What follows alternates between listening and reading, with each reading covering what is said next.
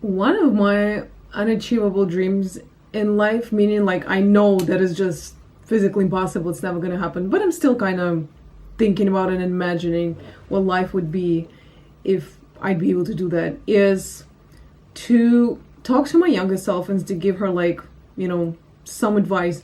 Not too big, because I don't want to influence her too much. I don't want to change the course of her life, and I don't want to say that I made mistakes for her, because it's always like, older people telling you learn from my mistakes. I profoundly believe that this is impossible almost all the time. You can learn from some, or you can try to see better in their mistakes and say, hey, that's kind of weird. My mom told me about that, my grandma, and some other women that I met in my life. Maybe I should listen to a couple of things or just be more careful. Overall, we still absolutely need to make our own mistakes, because we need to know what they feel like. I think that for as long as we don't have this feeling in us, we're not going to realize the danger. We're not going to realize how much time we wasted. So yeah, go make your own mistakes. But that'd be still cute to give my younger self some advice. And they're really like, I think one of the first ones would be to just stop thinking that much.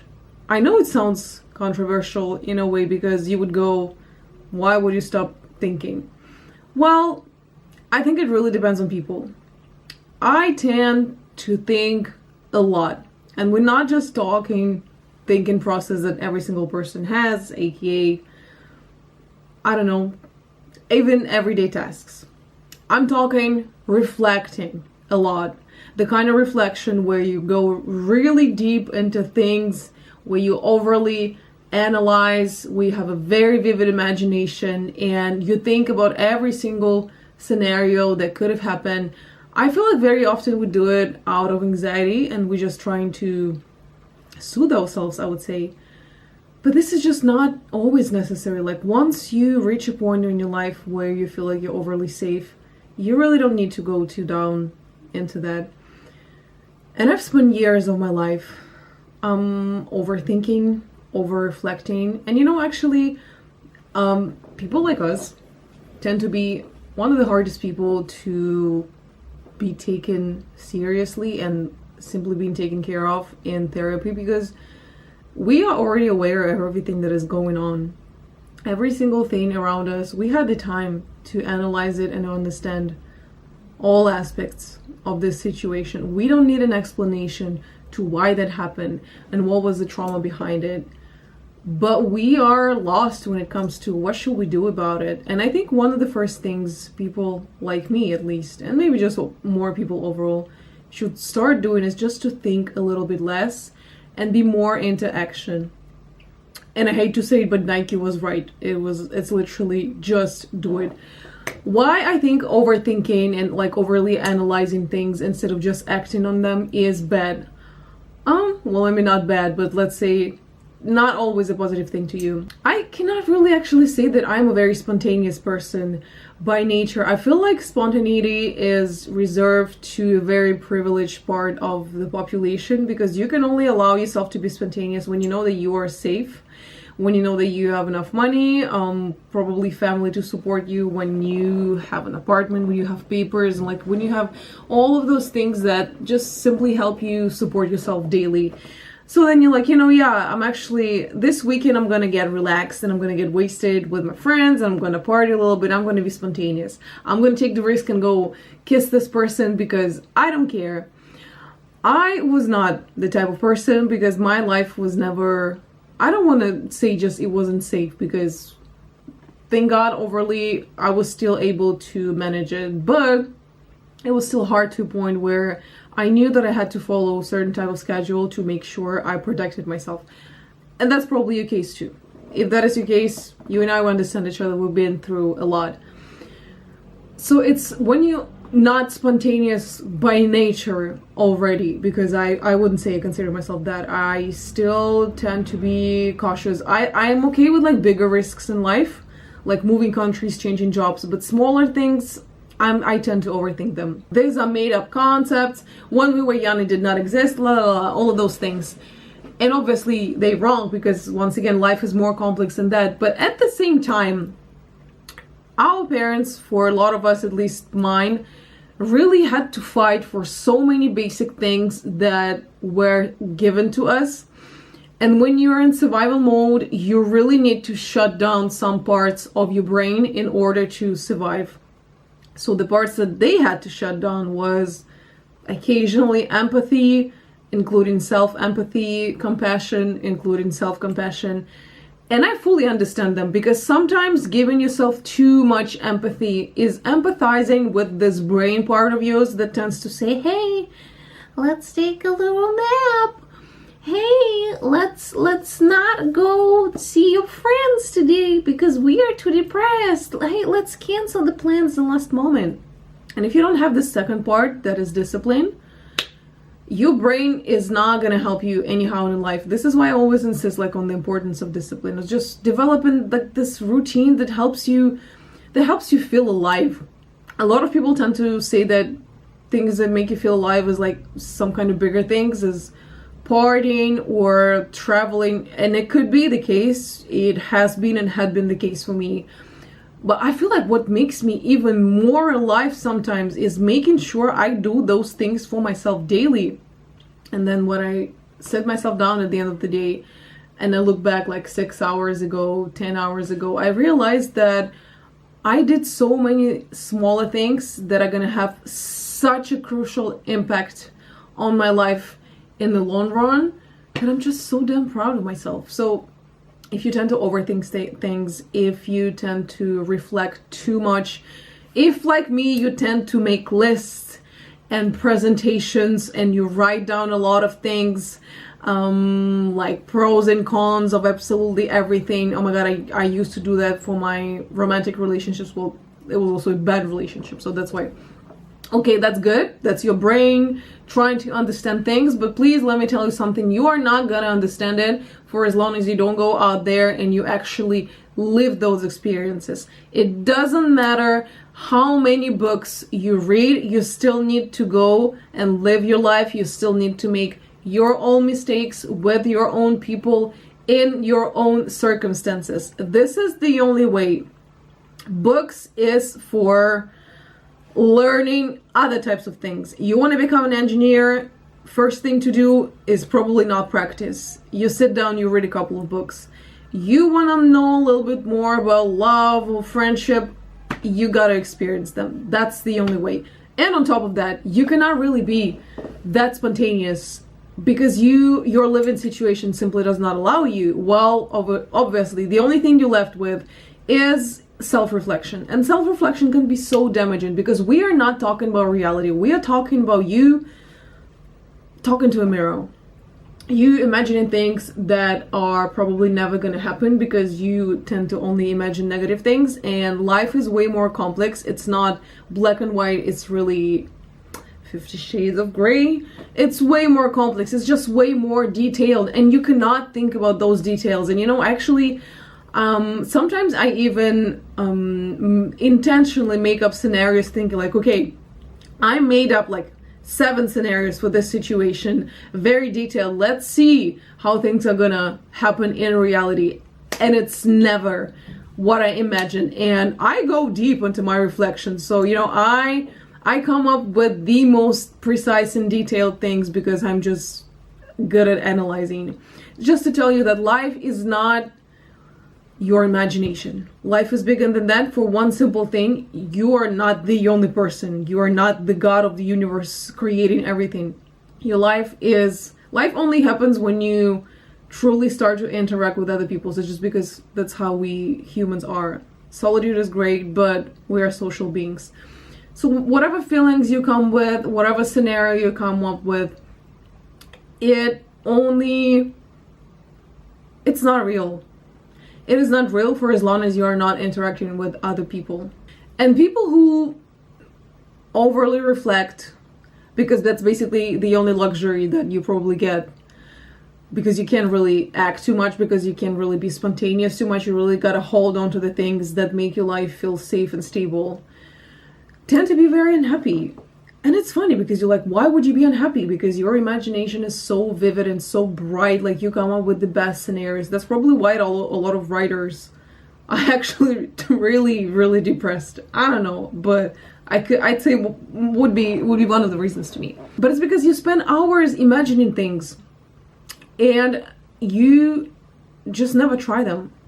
Because I don't know, maybe you're also so satisfied with fruits of your own imagination that you never actually take the risk of going out there and trying those things, because you live in this imagination, because your imagination is still very much a safe zone. It's very much a comfort zone. It's your own bubble. And you know that it doesn't matter how bad things are in your imagination, in your scenario, you know that these things are not happening to you. So you kind of you're kind of putting yourself through very traumatic situations instead of them actually happening to you.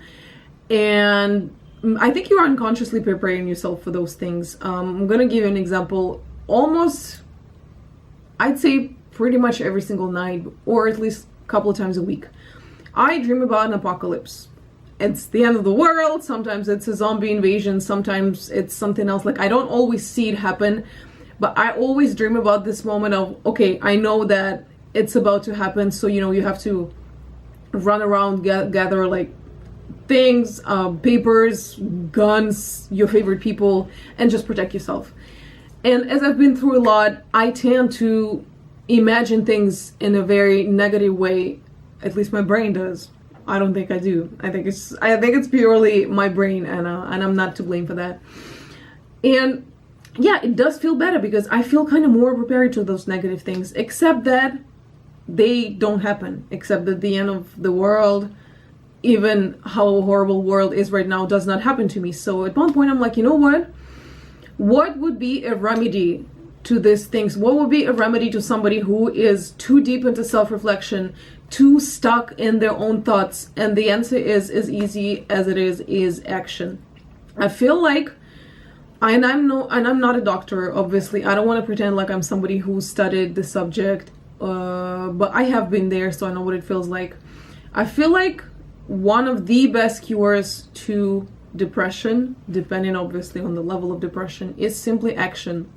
And it could be very stupid and unconscious action. Like, your daily actions don't need to be conscious at every single step of them. You don't need to sort of schedule every single thing. Some things are purely mechanical. Taking a shower. Do you overthink taking a shower daily when you're like a healthy person? No, you just know that you absolutely have to. Do you overthink eating or going to bed? You just know that you have to. These things are vital. However, when your brain is a little stuck in this loop of let me think, let me reflect, I'm not ready to act on it, you're going to overthink every single step. And that's why I'm saying, like, I feel like this is one of the best remedies, to just simply push your body to act on certain things without giving it one single thought. You could be even thinking about something else. You know what? Even if you're thinking about your negative scenarios, but you're still showering, you're still eating, you're still reading that book, or doing whatever needs to be done to maintain a healthier lifestyle, that's on you. It doesn't even matter for as long as you push your body to do those things, because then at a certain point, what's going to happen is it's going to become a habit. And once something is a habit of yours, you are doing it fully unconsciously, simply because it is a part of your life. Obviously hoping that this habit is beneficial to you, but I trust you. I trust you, bestie. I hope you're doing that for yourself. And then once you have this habit, you simply become disciplined enough to maintain this habit, because you're like, hey, that's actually a decent thing to do daily with my life. I feel good about myself, and you know what? In the long term, it just turns out like it's a good thing for me. So maybe I should maintain that.